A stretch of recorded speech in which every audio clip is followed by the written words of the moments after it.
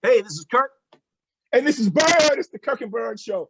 And man, I am excited. We got one of my boys on the show today, a Bethel Bruin, not just a great athlete, but an outstanding scholar, businessman, all that stuff. It is Daron Fullwood. Darren, welcome to the show. What's going on, Kirk? What's going on, Bird? How y'all feeling, man? All right. Hey, look at here. Let me tell you something. I don't even really remember how old I am, but I can tell you this: I still can crush a crab. You know what I'm saying? There you go. That's right. Oh yeah. Yo, hey, look, man, we go way back. So, Darren, I'm just glad we could get you up here because Darren is one of those guys. We'll talk about this later on. That I really like. I'm proud to say, no, I know Daron Fullwood. Like, no, for real. Like, that's my boy.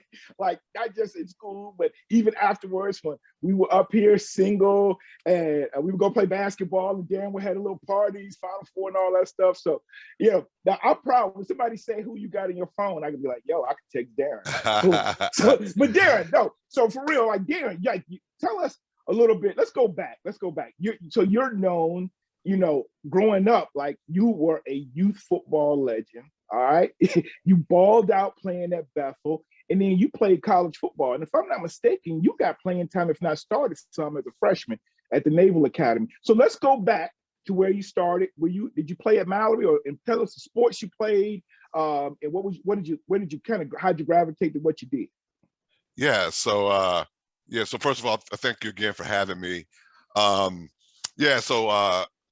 Started playing football. Me and my two brothers, Troy and Reggie.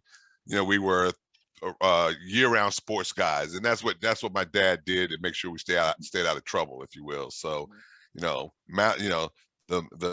mighty Mallory Tigers. I was a part of those championship teams, if you will.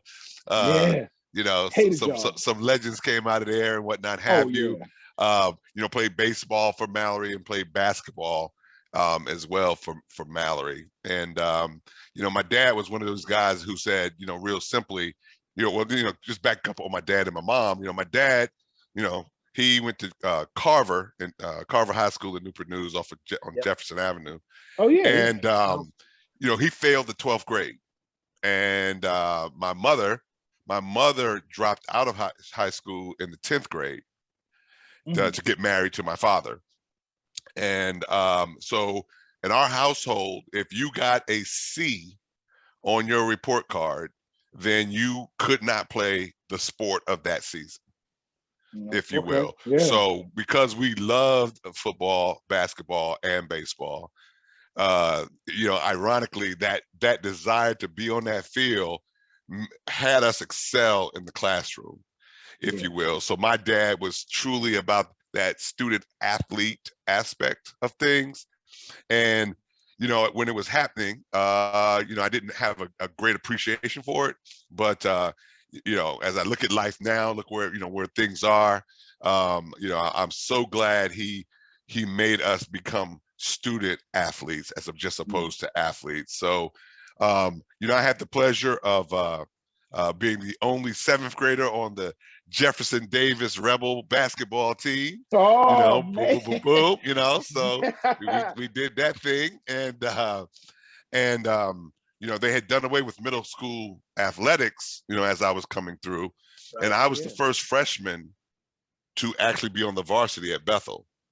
And a lot of folks don't remember this, but I actually was on the varsity my freshman year. Wow. It was myself and a dude by the name of Hot Shot Williams. I don't know if you remember that name. Yeah. Oh yeah. Kid that went to Virginia Tech and went pro. Yeah, that's right. Yeah. So Hot Shot and I were in the backfield together. I started actually, and I broke my wrist on my right hand my freshman year in a game against Highland Springs. And so then I was out for the rest of that year and what have you. But again, ended up starting at Bethel, for, sophomore year, junior year, senior year, played predominantly linebacker and fullback, if you will. And I was able to parlay that into, a scholarship at the United States Naval Academy. And you know, the in and of itself changed my whole life, right? Changed the trajectory of my outcome, if you will. And so I'm so thankful for those opportunities. And so if I was to sum it all up, Rusty and Kirk, you know, I used football as a means to an end. Right. And and because of, my dad and how he viewed the world and how he did not want his boys to go down the same path as him, I would say all three of us were truly student athletes, and I think it reflects in where we are today. My older brother Reggie, he played Bethel High School ball, class of '83, and he went on to West Point, played football at West Point, was a helicopter pilot, and he has his own business, a medical supply company down in Mississippi.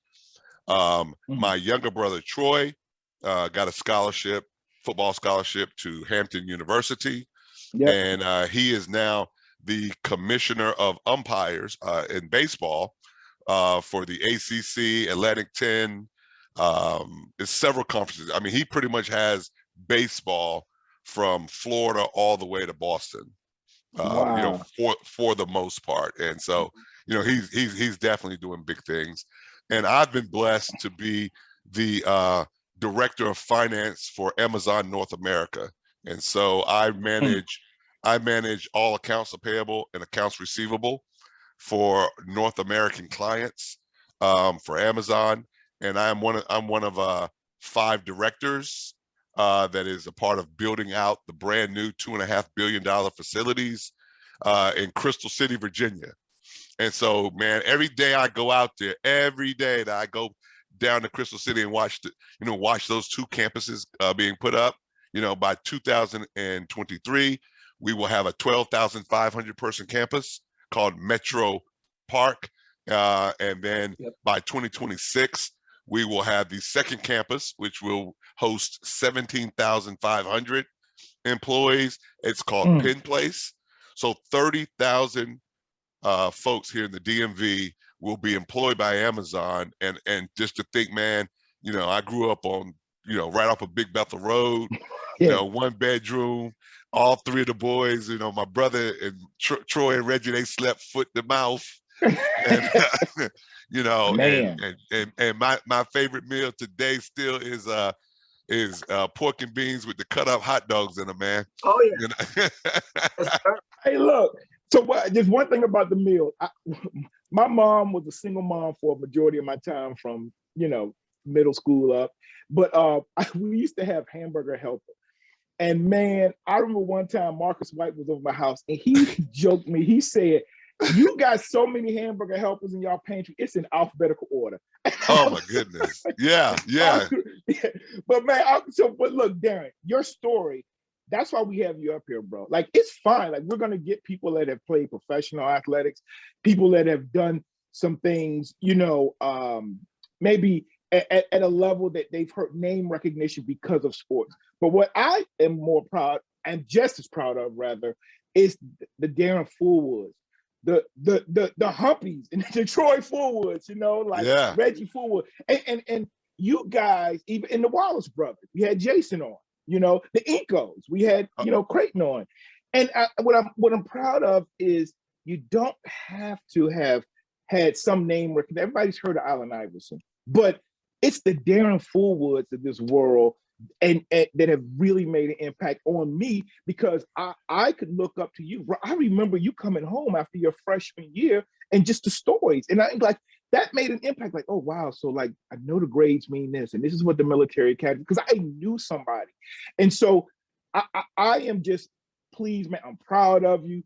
Look, I'm proud of you, and I will brag on you, but I will also joke you to death if we, no doubt about it, man. Like, no doubt about it. I like I say, I'm still Jenny from the block. You know what I'm saying? Yeah, man. But check it out, man. I think about this all the time, and I've done a lot of mentoring programs here in the Washington D.C. area, and I think about this point all the time, right? That if I could say anything to your viewers who have kids that are athletes and a part of that experience, it is, do not devalue the student part of student athlete, right? And so, because again, I'm 54 years old, right? And at the end of the day, right? I mean, really, if you really want to talk about it in terms of like an NFL contract, I'm on my 25th year in the league, right? I mean, I'm making league money. It's just real simple. But here's the point, right? So for some of us, our heroes or our aspirations are to be Jay-Z, or to be Allen Iverson, or to be the top of the top, right? But if you do, mathematically, that is a very small percentage of a percentage. Right. You follow me? Even if you're blessed to go D1, right, in your college experience, even to go from D1 to the league is hard. My son played ball at Virginia Tech, but it was hard. It's hard to go from Virginia Tech to the league and make it work, if you will. But to become a Rusty Bird, to become a Daron Fullwood, to become a doctor, to become a lawyer, to become an accountant, right, and rise up in your field, that is something that we can all lay a blueprint for that. You follow me? I can say do this, and this, and this, and you have a very high probability, right, of becoming Daron Fullwood. You follow what I'm saying? You got a greater than 60% chance of becoming Rusty Bird.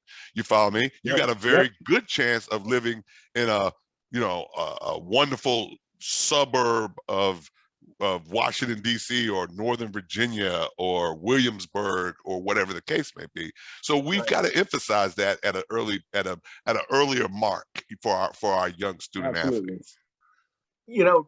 Darren, what I was thinking of is, we won't name any names, but we come from an area where there's a lot of ball players, and the sport uses them.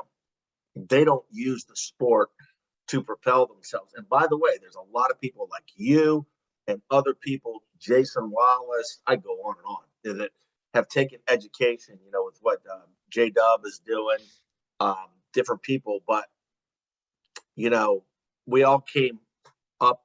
We were talking before we went live about, the lives that our kids live now.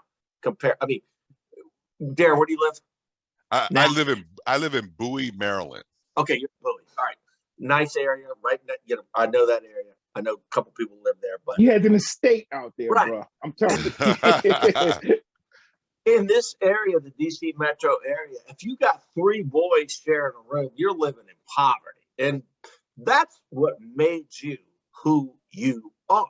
You wouldn't be where you are. And then, by the way, you don't get into the Naval Academy unless you got it going on, football or not. So, why don't you tell us a little bit about that transition? And we can go back to the youth, because So let's talk about that just for a second, right? So, getting into the Naval Academy, ironically, I call myself, the coolest nerd ever, right? I'm actually the coolest nerd because, again, I was a football player at Bethel. I ran track at Bethel. And so I was part of what I'm gonna call the in crowd, the guys who hung on the main hall, put your foot on that wall right across from Miss Ray's English class and whatnot have you. Letterman jacket. Yeah, exactly, right. But because again, like I said, with my dad, I'm taking advanced classes and things like that. I was the class of '86 class president and whatnot have you, and I was doing things like that made my resume look pretty decent. And so my senior year, my junior year, the greatest football team I've ever played on, and I've played against Heisman Trophy winners. I played against Tim Brown. I played against Rocket Ishmael. Some really great players in college. Greatest team I've ever played on is my junior year, when Big Inco's senior year team is the greatest team I have ever played on. We'll come back to that. The very next year, we went from 300-pound linemen across the board to much, much smaller players. And Coach Kaz in an effort to say, hey, you got to do what's right for the team. He moved me to defensive. I think they call it defensive guard back in those days. I don't even think we have that position in football anymore. So I played on the defensive line my senior year, and it really did dry up all of my recruiting, most of my recruiting opportunities. That being said, African American male with great grades, with a full picture profile, Naval Academy was like, this the kind of young man that we want. If you could just break 1,000 on the SAT, you're in. Man, I took that SAT 7 times before I was able to break 1,000. 7 times. I remember one of the times I took the SAT, I walked into the facility and I was so frustrated that my dad kept making me go and whatnot. Dad, I just put C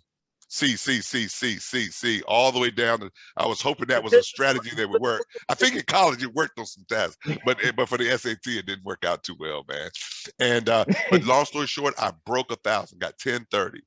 And wow. I because man, I'm telling you, on Juanita Drive in Hampton, Virginia, we didn't use big 4-syllable words at the dinner table.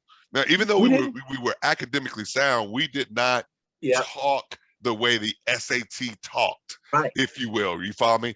And so, I mean, when I went to the Naval Academy, the first thing, the upperclassmen who are basically putting you through boot camp, they're like, oh, you here on a football scholarship, you big dummy, and all that kind of good stuff. And I'm like, no, I was in calculus, you know what I'm saying? I had Miss Bicavarius for government, man. I'm not dumb, you know what I'm saying? And I breezed through the Naval Academy academically, even though it was so hard to get through that part of the deal. And so, man, I had the best of all worlds. I'm playing D1 college football, played against Big Ink and Carl Watts twice and whatnot. They beat us at Navy. We beat them down in Carolina. Played against Daryl Johnston at Syracuse.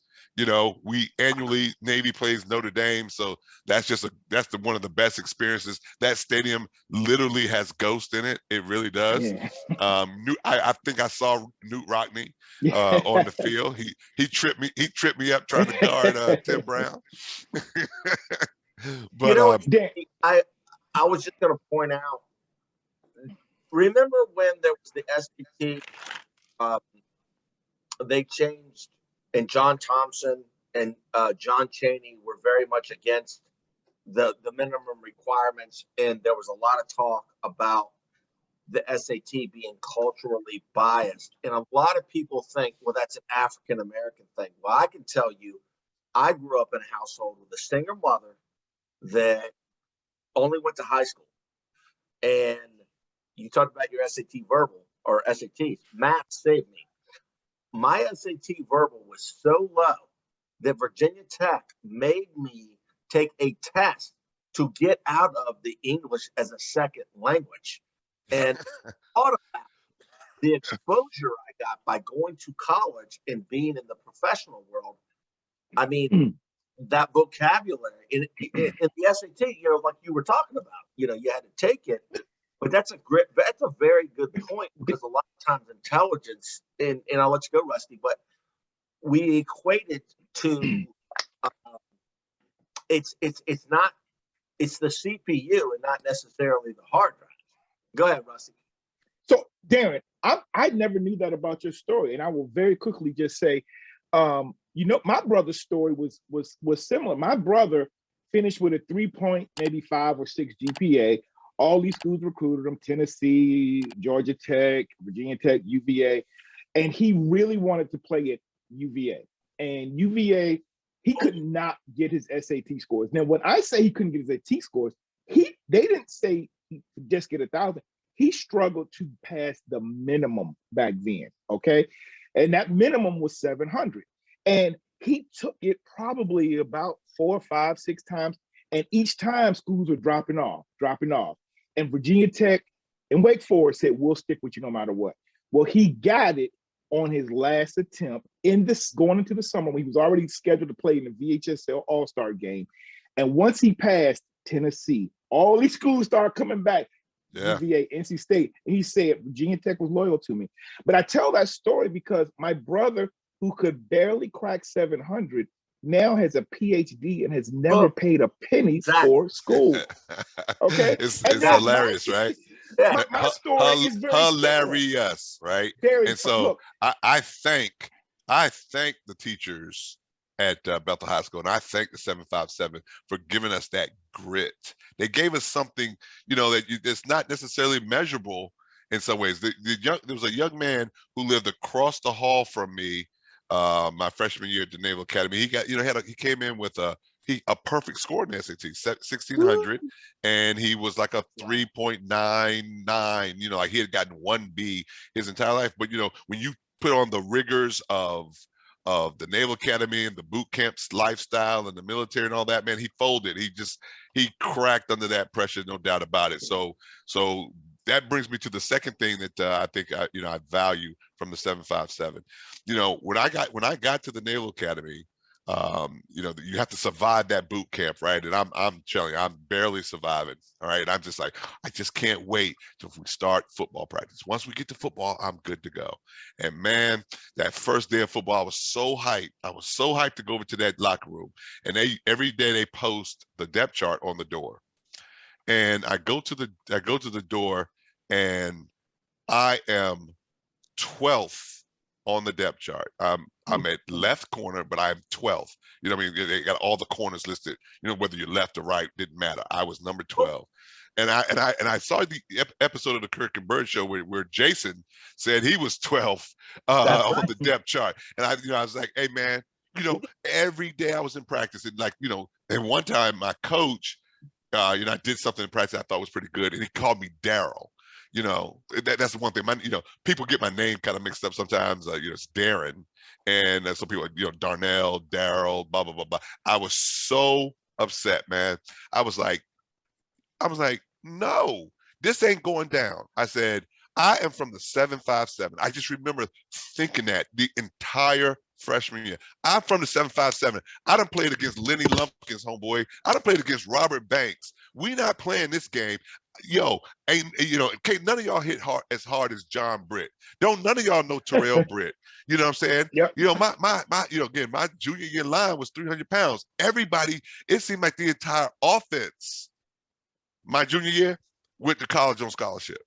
Yeah, Big Inco, Little Inco, Carl Watts, Dee Van, Carl Barkers, Curtis Ponton, Rodney Howard, Daron Fullwood. There was just so many dudes from that team. I'm like, yo, you are from Iowa, homeboy. You from Iowa. Yeah. You are not from the Peninsula District. I'm gonna get at you. And I buckled down. I mean, I literally and figuratively buckled down. And by my sophomore year, I was the starter. And Wow. and I tell people all the time. It's the funniest thing ever. My senior year in high school, I played defensive guard. And by my sophomore year in college, I was a corner. That's what I was about to say. You played. Did he misspeak cornerback from interior lineman? Oh my God, that is hilarious, right? And so, interestingly, so I could talk forever, but I'm one of those people who, Coach Kozlowski's a legend in the area and whatnot have you, but my probably personal story and some of the things that I sense about that is probably different than probably a lot of your guests. I do appreciate the mental toughness and some of the things that Coach Koz gave us, but I felt like there were so many young men that played on our teams that were gifted that could have went to college. They didn't necessarily have to go D1, right? They could have went to HBCUs. They could have went D1 AA or to Division II. And I just feel like they got left by the wayside. And I also feel like this is a very important point. Coach Koz and that generation are the last of the short sleeve dress shirt and a tie wearing coaches. And, prior to my generation, Coach Koz, for an example, let's just say that generation, you could grab a kid, meet him halfway on the field and yank him by his face mask, take your foot and put it up his butt, right? And our generation was changing, and TV was changing, and MTV was coming out, and Michael Jackson and Thriller was coming out, and it was just different. And I remember one day Coach Cos grabbed John Britt by the face mask. And John Britt looked at him like, Coach, today is the day. Today is the day that this is going to go down. And why that's important, I'm not even advocating kids being disrespectful to adults, but I do remember, I remember the change.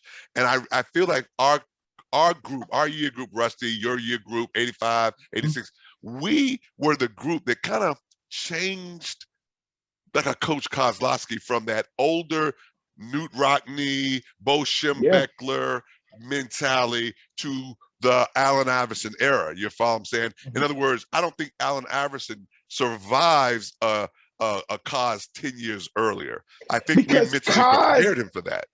Because Cos would have done one thing, he'd have been off the team. I tell people all the time, man, there were dudes walking the hall. Now, you talked about that great 85 class, but dude, like there were people when I got there that were walking the halls, they weren't even playing football because, you know, they were tired of Cos, they kicked them off the team. Was Zach Dortch a senior in 85?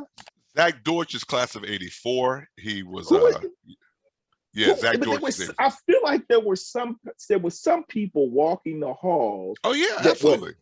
I was like, yo, like that dude was a beast, even at Bethel and youth football. And I know they were better than some of the people playing. But my point is, Darren, you are so right. Like that prepared the way, because an Allen Iverson would not have been able to stay on the team based on how they had the way they were doing stuff.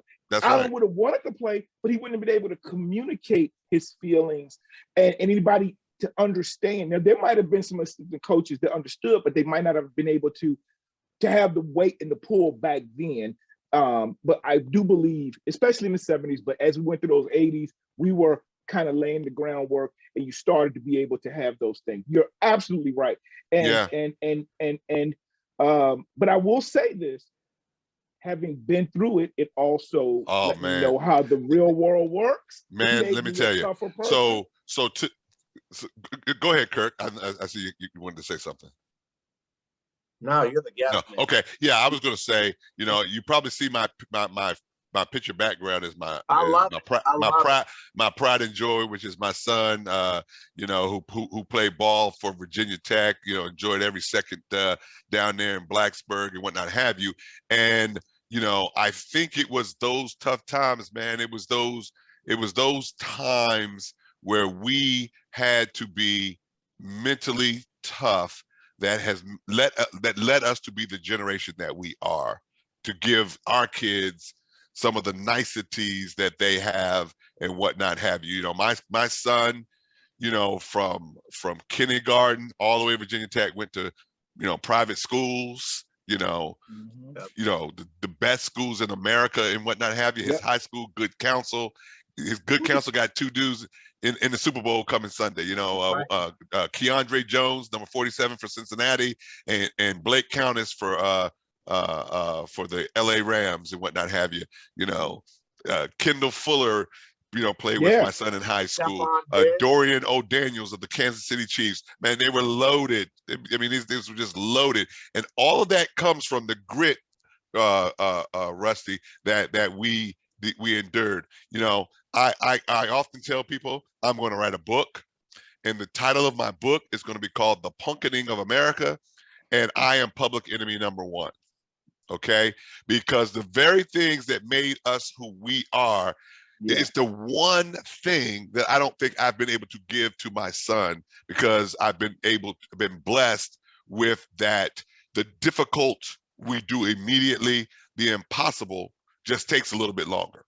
That is where we come from. That's what it means to be a part of the 757, if you will, right? Oh yeah, Darren, go ahead. I was gonna say, like, we talked about this before the show. Like, we work hard. We know what we went through, so our kids don't have to. But part of that experience is what made us to get to where we are.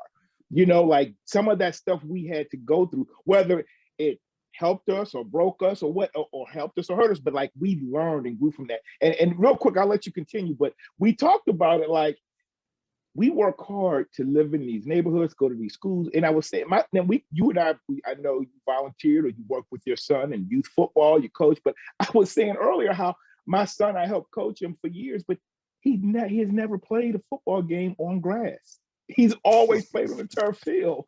Like, he's spoiled it. He doesn't even get it. Hey, And man. that's still in Hampton to this day. Darlin Stadium got a grass field, bro. Hey, let me tell you something. Four schools sharing that field.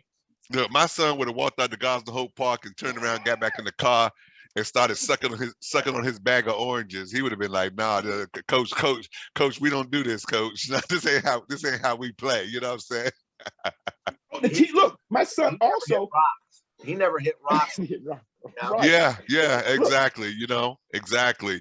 And so I was actually at my younger brother's house in Smithfield one day, and one of his classmates was there, and the guy was, I hadn't seen him in years and whatnot have you, and he said he was all, enamored. He was like, "Man, it's amazing what Mr. Fullwood did. He got 3 boys coming from our area. They all went to college for free, and have turned out successful, man. Y'all should write a book, and y'all should, y'all should give the secrets of Daddy Fullwood," right? That was the premise of his conversation. And my younger brother Troy was giving some Daddy Fullwoodisms and characteristics of my father.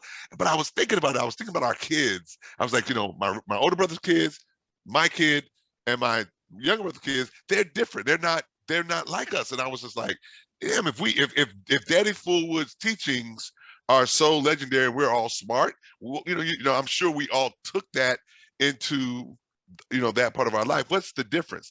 And it occurred to me right there. The one thing I can't give my kid is the recreation of the 757.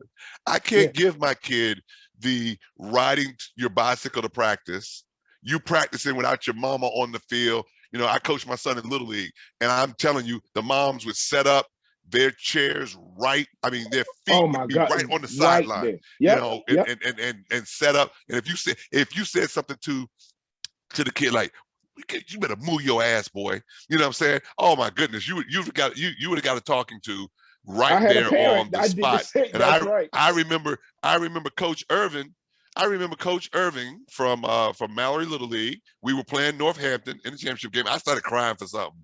And he was just like, "Darren, you acting like a damn baby." You know what I'm saying? Like, I remember that like it was yesterday. And it wasn't like my mama ain't run out the stands and start, you don't talk to my baby that way. No, it was none of that. It was like, wipe them tears off and get yourself back into the game and get your mind right. And a matter of fact, your mama might have looked at you and said, "If you don't wipe them tears off when you get in that car, I'm gonna give you something to cry about." Right? Yeah, we don't have that anymore.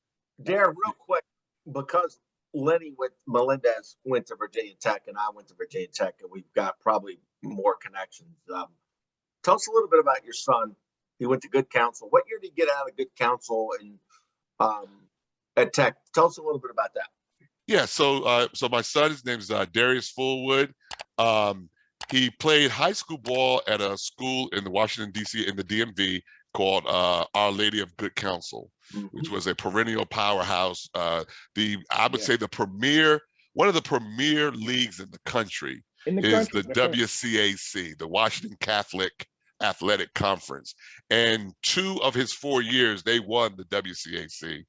And his senior year, they went to the championship game. And the only loss they had was to DeMatha in the championship game of that 3rd year. He was a Semper Fidelis All-American. He went out to LA to the bowl, was a great, oh my goodness, it was the one of the best experiences ever. It came down to about 5 schools. It was Ohio State, Maryland, Duke, Kentucky, and Virginia Tech. And honestly, I was rooting for Duke. Damon Wallace had gone to Duke, and I thought Duke gave him the best of all worlds. Well, why I thought Duke was the right fit for him, honestly, was because, again, he was a private school kid, grew up in a suburban environment, and I felt like, the kids that go to Duke are probably suburban private school, if you will, At the time, Duke had started winning a little bit, and I was like, it'll give him the best. He'll play early, and he'll get a world-class education. Having grown up in the 757, I know what a dog looks like. You follow me? And I fundamentally understood It is dogs at Virginia Tech. Now, Virginia Tech. sometimes Virginia Tech don't get its props on the national scale, but it's dogs, 100% dogs coming out of the 757 at Virginia Tech. And so I said, hey, your son, if you want to do this, world-class education. I grew up on, Virginia Tech and UVA football. And so he did go. So he didn't receive the type of playing time that he wished he would have had at Virginia Tech, but he got a world-class education. I'm very proud of the fact that my son graduated from Virginia Tech in 3 years. Oh, wow. And, and he graduated with a business degree in marketing. And so because of that, he had eligibility left. And so he went into the transfer portal and he finished his career at William and Mary, and he was in the MBA program at William and Mary. And, thank God for Coach Mike London. I am telling you, for those parents who can hear this, do not sleep on William and Mary. Do not sleep on William and Mary as an option. Your child does not have to play for Alabama to be great. You follow me? And what Mike London, Bethel High School, I think class of 78-ish or so, he's building a world-class program down there. It is truly faith, absolutely, family, and football down there. I love Virginia. I love William and Mary. My wife is a graduate of William and Mary, and I contribute. I haven't been back to a game since my son left William and Mary, but we contribute whatever I can do to promote that program. And that would be another message I would share with your viewers to say, we got to stop this. There's only 10 great schools in America, and they're in the top 10 in the college rankings. Stop it. Stop it. You follow me? If your child is good enough to go to University of Richmond, to William and Mary, to ODU, stop playing. That is a wonderful, wonderful thing. You follow what I'm saying? So we should be promoting that for our young people. Absolutely. One of the things that I say is, my wife is a college and career counselor, and we talk about the schools in Virginia, the public schools in Virginia, bruh, you can't go wrong. You're talking about some of the best universities in the country when you got Virginia Tech, William and Mary, James Madison, all these schools, man. VCU. So that right, you're preaching, bro. And so I echo. I just want to let you know, my son, I am trying to have him be like your son, and just in the aspect of my son played. He's gone to Bishop Ireton now, playing in the WCAC. Now we're not in the same division, but I know the opportunities are there in terms of, the league and who you're going to be playing with and against. And in fact, I thought the best player in their team, this kid, 6'3", caught had almost 1,000 yards, 17 touchdowns, could do it all. He just signed with William and Mary last week, and I was like, yes, because that right there, he's building not just for his football, but it's for after football. Oh yeah. And so that like, in fact, I've taken my son to Mike London's camps, and so I would love for my son to have that opportunity. And to be honest, man, you go where you're going to fit in, but also again that education. And I'll say this real quick. I just want to touch on something you said earlier, Darren, because I didn't know that part of your story. I played, behind. I backed you up. I think my junior year, playing fullback, and I had a pretty decent year, even backing you up. But I'm thinking I'm going to get some opportunities to play, and I did. And I'll be honest, I got Coach Cobbs was good about telling the Ivy. I was a good student, so I was getting the Ivy League, the Division III schools in Virginia, and West Point. And I say this because I used to get mail, and I show my kids every other day from Jim Young and the coaches there, and I thought about going to West Point. And we had John Perez on. John Perez was considering going there, and I was like, yeah, I knew your brother had gone. And the one thing, the coach used to call, and he said to me, can you just get 1,000? And I did not know that was your story. He said, just get 1,000 on the SATs. My goodness. You know, it's Man, interesting. I took it 5 times and got worse each time. And look, I just want to close by saying this, but that was discouraging. But the other thing I went through, kind of like you, I had injuries my senior year, and I didn't feel the same. Like I didn't feel like, I felt like the coaches didn't appreciate or they weren't in my corner as much. It's no excuse, you know. And I look back though, it's not that I couldn't have excelled or done things at West Point or Cornell or wherever who's recruiting me. I just didn't know how to take the test. You know what I'm saying? Like it was like some kids today, like, you know, my son Bishop, like they have classes to help them take these things and excel. And I didn't start earlier. But look, at my job now, I'm not a Daron Fullwood, but I do well. I'm an executive in the government. I've done 30 years. Bro, I work right beside people that have PhDs from Harvard. I got a lot of Ivy League colleagues, Georgetown. We do the same work. Okay. Hey, look, we all lay down. Now, I will say there is a difference in intelligence. Like, I'm not as smart as other people. But you know, the other thing that Bethel football and growing up in Hampton did, let me tell you something. Let me tell you what, I'm not as smart as the Fullwoods, but let me tell you what I am. Is I can talk and I know how to get things done. And that's why when it comes to whatever we do at the State Department and budgeting, like people know the name Rusty Bird, because I know how to pick up the phone, make those connections, lead. I learned to lead playing football. And I'm gonna tell you one last thing. We're in 2 different fraternal organizations. I just happen to be in the best, but black and gold, Phil, if you don't know.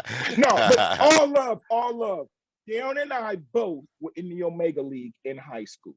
And there were things that we were identified as young men because of potential, but we were learning leadership skills and giving back to the community back then. And that impacted my life as well. And the show's not about me, but I'm telling you how parallel things can be. And, you know, maybe if I'd gotten that 1,000, I'd have gone to West Point. But, you know, in the end, I'm doing all right. I'm doing all right. So, yeah, man. So, you know, throughout my career, Rusty, I've never, ever forgotten about the 757, man. And you're talking about a guy, you know, my parents are both, transitioned on and whatnot have you. But I do, you know, I do actually have a real estate investment company that operates out of the 757. So I come back home maybe 3 times a year to check on, you know, some of the properties and things. And man, that's that feeling I get when I'm on I-64 and I look off to my left and I see the Hampton Coliseum. You know,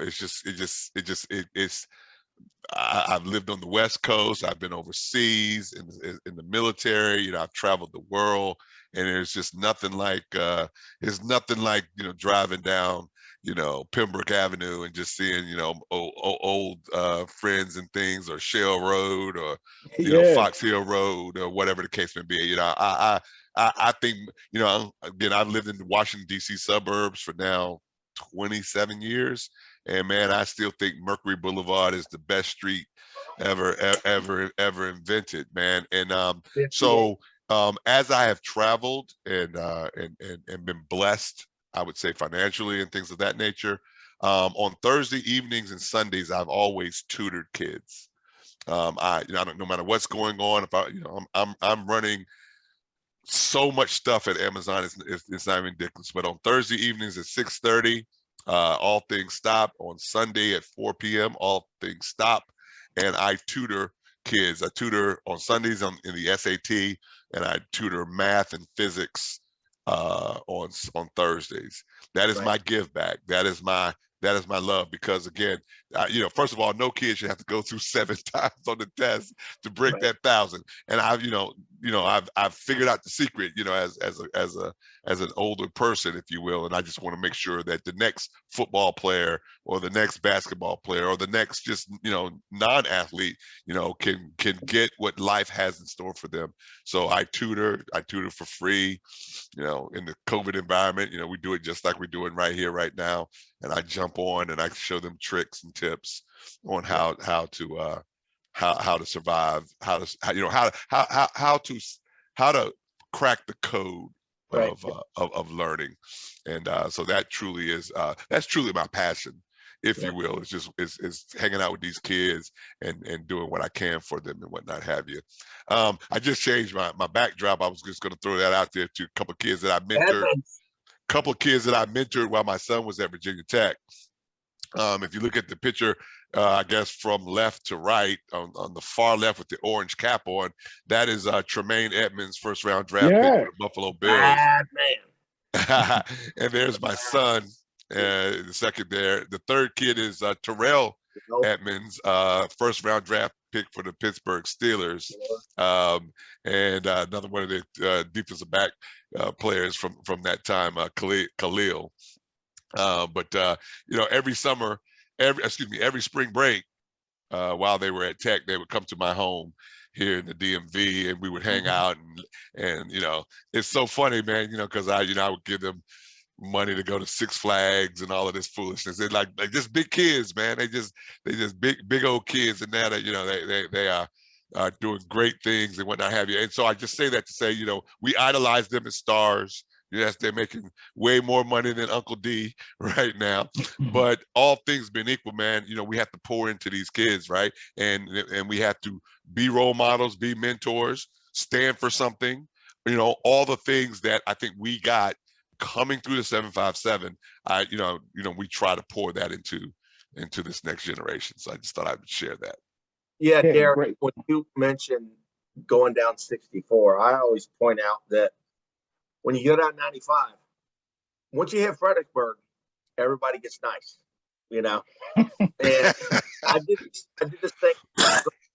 So I grew up on Pembroke Avenue in downtown Hampton, and I did this thing with my son. We were off of Kicktown, right at the Newport News Hampton border, where that 7-Eleven is. Yep. And the streets are named after fruits, apple and pear and all that. And there's a lot of diversity to LaSalle, right? Different neighborhoods, different economic levels. And I said, watch, we're going to ride by it was a nice day.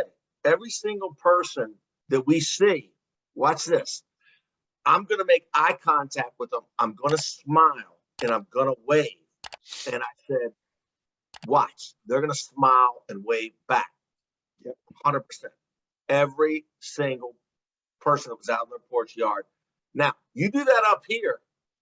Hey, Kirk, listen to me, man. And I will tell you, you know, like, you know, as Rusty said, you know, like I said, we've been blessed. You know, my wife and I, we have a pretty substantial property here. You know, sits on 3 acres and all this kind of good stuff, and you know, blah blah blah blah, right? But I'm telling you, man, I live in a community. There's only 64 homes in my community, right? Because everybody has these estates, right? I don't know. I probably know 5 people. You know, know, like physically been in their house, you know, been invited over for a party or something like that. 5. And I've been out here for 13, 14 years. And, you know, I'm telling you, man, I knew every single person for blocks. I'm talking like you could go up Jordan's Road towards Aberdeen. Yeah. And you could go down Lassiter and Big Bethel. I knew every single house. Yeah. And, you know, that's missing, man. And so ironically, as much as I've achieved in life, I think, you know, my goal is to just come back to Hampton. You know, my true goal, if you really want to know, is to buy a house on Chesapeake Avenue, and literally something where I can see the Norfolk shipyard, because again, you know, the Navy blessed me, you know what I'm saying, blah blah blah, and I want to watch ships come in and out every day. I want to sit on the porch. I want to drink Budweiser, and I want to wave at cars, man. I just want to wave at and I want to eat crabs. I want to put the crabs on, you know, some newspaper on the table and just pop them joints and lick some fingers, man. Yeah, Coliseum Lake, great crabs in Coliseum Lake. Coliseum Lake. Chicken neck, string in a net. I don't like those traps. That's cheap. And those, by the way, all these people in Baltimore that think they got the thing on crabs. Come on, man. Stop playing. Stop playing. Stop playing. Exactly, yo. So it. You know, Hey, so look, Darren, this has been amazing. We're gonna get you back. Excuse me. We're gonna get you back because you're a wealth of knowledge and you got things I know that you can promote. But before we get into some of that, I just want our viewers to know a little bit more about you. This is a little part where I do this even when I'm interviewing people for jobs at the department. I don't care what your degrees and experience are. I just want to know a little bit more about you. Like what sends you home at night? And you've already touched on some of that, your mentoring and all that. But let's let people know some things they may not know. So Darren, we'll start out with an easy one. What is maybe your all-time favorite movie or a few movies, or what does Daron Fullwood like to stream if you're into that? You know, what do you like to watch on TV? Oh, okay. So for movies, I would say Lean on Me. Lean on Me is one of my favorite movies, and I'm drawing a blank on the name of the movie, but the movie about T.C. Williams and Coach Remember Herman the Boone. Titans. Yeah. Remember the Titans. Come on, homeboy. Yeah. Come on, man. Yeah. Okay, just for the record, Rusty Bird, since you're from the best fraternity, Herman Boone is Omega Psi Phi. Just want to throw that out there in case you were wondering, Okay, you know, why Coach Boone was able to do what he did. All right, just throw that out there, man. All right. Maybe Coach Yost was an alpha. I don't know. Hey, look, man. Exactly. One of my other episodes, I met Coach Boone, down to earth, great dude, man. Great dude. But okay, that's good. That was a great movie. Anything you streaming? Yeah. Oh, I thought Kirk had a question. No. Kirk. Oh, anything I'm streaming. Hey man, you know, so all things being equal, right? You know, I'm still kind of old school, but in terms of streaming, if you will, you know, I love movies like Harrison Ford movies, right? Like so, you know, like Air Force One or that kind of thing. And then I love Tom Cruise movies like Jack Reacher, or Born, you know, the Born Legacy, Supremacy, Born Supremacy movies with Matt Damon. Anything with that action and that kind of a little bit of a darker kind of twist to it. And I love movies where a character in the movie went to the Naval Academy, like Clear and Present Danger, if you will. Or a lot of people didn't catch this, in Black Panther, Killmonger was a graduate of the United States Naval Academy in that movie. Oh wow! Go back and look at it. Killmonger, in the Black Panther, he graduated from the Naval Academy at 19. He became a Navy SEAL, and all those little marks on him were his kills. As a Navy SEAL, if you will. And ironically, in my chapter, because I'm a part of the Naval Academy Qs, if you will, in my chapter, there is a guy who is a Navy SEAL, you know, was a Navy SEAL and whatnot have you, blah, blah, blah. And so we call him Killmonger. We're like, hey, you know, we changed his name to Killmonger. That's all right. That is great. Did you get branded? I do. I have several brands. I got you know, one on my calf, one on each arm, and one in non-disclosed locations. All right. So this is where we're gonna find out if you're a real Hampton or not, coming off of Big Bethel Road. And let's talk about music. If we go to your playlist, what are we gonna hear?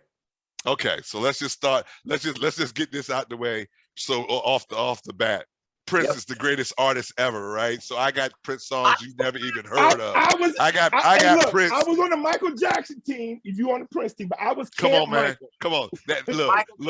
Look. That's over, coach. Like it's over, son. We done won this game, son. This, like the jury is in. In the 80s, when we were coming up, you're right. You ran home to see the Thriller video and all that good stuff. But as time marched on, it was like, yo, this Prince dude. You know, we used to think Prince was the weird one, and Michael Jackson was it flipped over time. You follow me? So let's just get that out the way. And now, you know, I'm a neo soul kind of guy. You know what I mean? So kind of a Jill Scott, a Maxwell, a guy by the name of Kim. He has some great songs. There's a lady by the name of Her.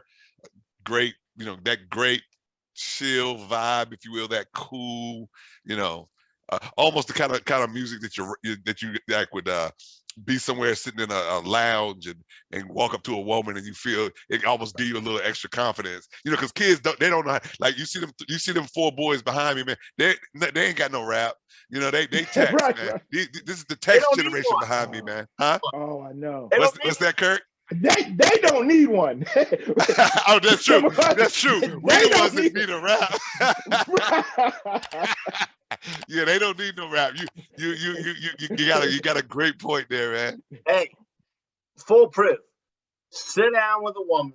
If you're old enough to drink, have a glass of wine and tell Alexa to play This Is Sade. You're rolling right there, man. There you go. There you go. I'm feeling that all day and twice on Sunday. My age group is is the Wu-Tang Clan. I'm a Wu-Tang Clan kind of guy. Yeah. And whatnot. I'm old school rap. Anything, probably Biggie back, and then gospel music. So like but it's like the hip hop. Like I love Kirk Franklin. I think he's, just the way what he's done with the music and gospel music is just tremendous. So that's where I am musically. Man, My kids, I want Kirk Franklin. In the car. No, I want Kirk Franklin's job, man. That's got to be the best job in America. All you got to do is just say the words. I sing because I'm happy. I sing because I'm free. All you got to do is say the words, and this beautiful choir behind you, they blowing the notes, man. I want that job, right? Yeah. I just want to lead them. I want to just lead them down the path. You know what I mean? There So, Darren, as we wind down, couple things. We want to ask everybody to look at our station or our show on YouTube, the Kirk and Bird Show, and ask everybody to subscribe. And as well, a lot of young athletes that follow us are on Twitter. We don't really do Instagram, but we're at the Kirk and Bird, BYRD, on Twitter. And then I wanted to ask you, as we close down, what is your son up to now? Because he's obviously got a great pedigree with Tech and William and Mary MBA. Yeah, my son started his own business, and he does the visual arts and digital media, if you will. So photography, videography. We need somebody. Oh, okay, absolutely. All right, yeah. Kirk and Bird Show. Exactly. All right, we should make that connection right there. That's right. Definitely, okay. Definitely. So yeah. So he's he's finding his way and whatnot have you, but he has that entrepreneurial spirit and that entrepreneurial bug, and so right. We're supporting him as best we can. Is he in the DMV? No, he actually is down in Alabama. He's in Birmingham, Alabama. Okay. Yeah, his grandparents live in Montgomery, Alabama. And he wanted to be closer. They're getting older in age and whatnot have you, and so he wanted to kind of homestead there for a little while, and so we're supporting him down there. Okay, cool. That is great, Darren. Like I said, we could do this all day. You have really blessed the show, man. And then look, I mean, and I know sometimes I get on Kirk's nerves because when I bring all these Bruins on, we can just rap and go back, But like for real, like I'm bringing on genuine good people, man. Like and guys that whether you know it or not, like you were a year older than me in school, but I looked up to you, man. Like you said, like we didn't have junior high sports by the time I was there, but it was a big deal. Like I would see those guys in ninth grade go over to Bethel and then practice. And I was just like, I remember my last year playing for Northampton for Coach Inco, and I was like, oh, I'm done. And like, what are you talking about, boy? You can play high school football. But getting there, and I remember you were one of the guys that, you led like a Bruin, like you gonna make people tough. But you were also like, we saw how you had those leadership skills, and you survived it, man. And you're here. You're blessing a lot of people, and that's why I'm proud, man. Like I said, it'd be nice if a lot of us made it to the league or whatever, but right now I'm more pleased with what we're doing now, because at some point football, like I got this back here, this picture rather, but football is going to end for all of us at some point. And That's my right. brother talks about that. At some point, whether your last time was toting the ball for Mallory or JV or whatever, like even in the league, like we all got to walk away. And so, you what can you get out of it? And what I have gotten out of sports, and that's why we have this show, is because it had such an impact on my life to go see a Daron Fullwood, to go, and again, we're 1 year apart, but like to see a Creighton and Comenius or go watch Rodney Howard, like those guys, like, man, y'all, and then, but then the friendships, and then the things that athletics have brought me, the guys, the Davy Keeters that I played with at Mallory, like those are like lifelong friends, but sports also played a role in me being able to have leadership skills in the things I do now, in the workplace, but also in the community. So another great example, bro. I really appreciate you. I'll let Kirk close, but look, we got to do this again. You are bringing it. But I do want to ask this, my last question, and we normally ask people: is there anybody you could, in your phone, if you texted them, they would hit you right back, and we've probably heard of them, or we might have heard of them? Jeff Bezos. Chef, I know, right? Exactly. So our new CEO is Andy Chassis, and he probably would hit me back. But oh wow, yeah, I would even say these two young men right behind these two young men behind me. I can hit up Tremaine and Terrell, and they'd hit me back. There's several football players that are in the league now that played, like I say, with my son, either at Virginia Tech or play with him in high school that I have great relationships with. Let me tell one real quick funny story about the Virginia Tech. So my son was recruited by Frank Beamer, and my son's freshman year was Frank Beamer's last year. And so during Frank Beamer's last season, they were doing all of these different tributes to Frank Beamer. Right. And so one of the very first tributes was his very first victory as a coach at Virginia Tech was against Navy. Against Navy. Now, here's how that came. So I played in that game, and here's how it happened. My son was like, because they watched the film of the game or clips of the game, and he calls me. He's like, "Dad, you was number 18 for Navy, right?" He said, "Yeah," because I always tell him how good I was and all this kind of stuff. So he never really saw me play. And I said, "Yeah." He was like, "Yeah, Dad, I saw you against Virginia Tech. Dad, you suck." I saw you on the field, Dad. You suck, Dad. You suck for real, Dad. You've been telling a lie all these years, Dad. So I just thought that was funny how my son was introduced to my playing career. Yeah. On the Frank Beamer tribute.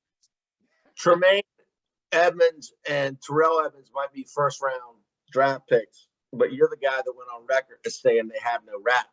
When you're from Hampton, Virginia, and you eat pork and beans and hot dogs, you develop a rap. That's right. That's right.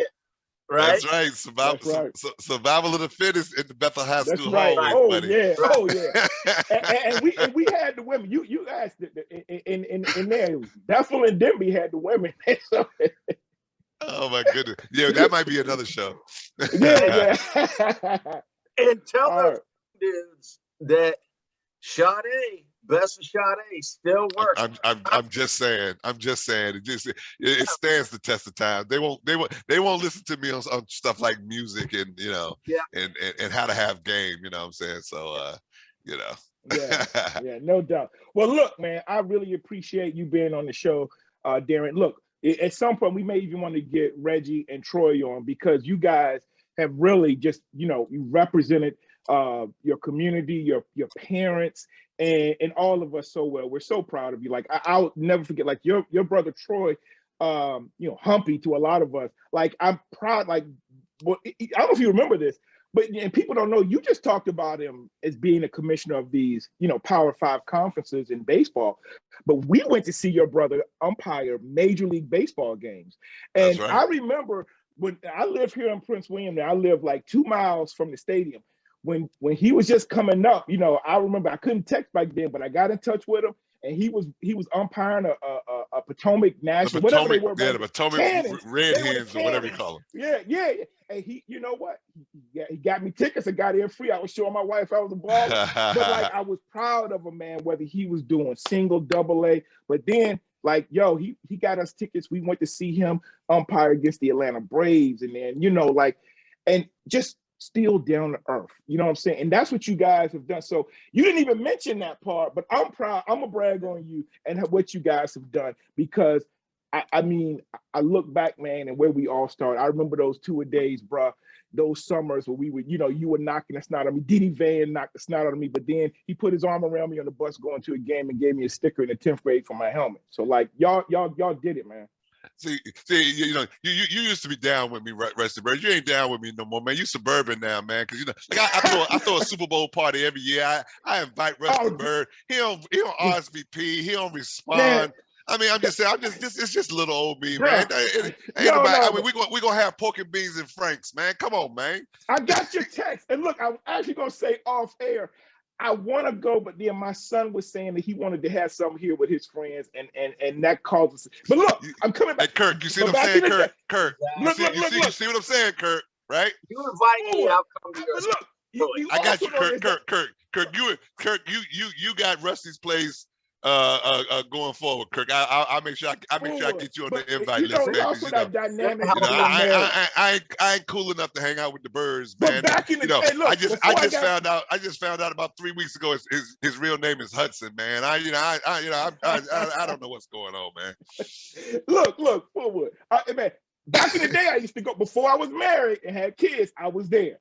You were. That's I remember when you had that apartment in Alexandria back in the day, bro. You threw some nice parties. I remember I think we watched like a Final Four or something there. Yeah, so I was there. Yeah, good right. times, man.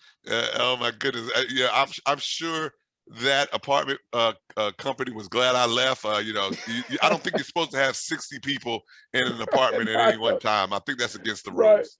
Right. But now your crib, you can get a lot more than 60 people up in there. Yeah. Hey.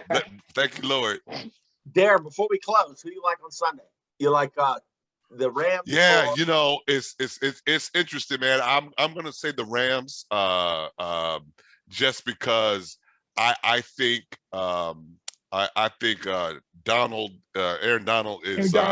It's just something different, He's also an inspiration. I mean, he's really he's only like 6 foot. He's not even 6'1", I don't think, and he just dominates a position where you really should be, 6'4" and 300 and some odd pounds. So I'm pulling for him, pulling for Stafford, just because he was in Detroit for so long. He was in the football desert, if you will.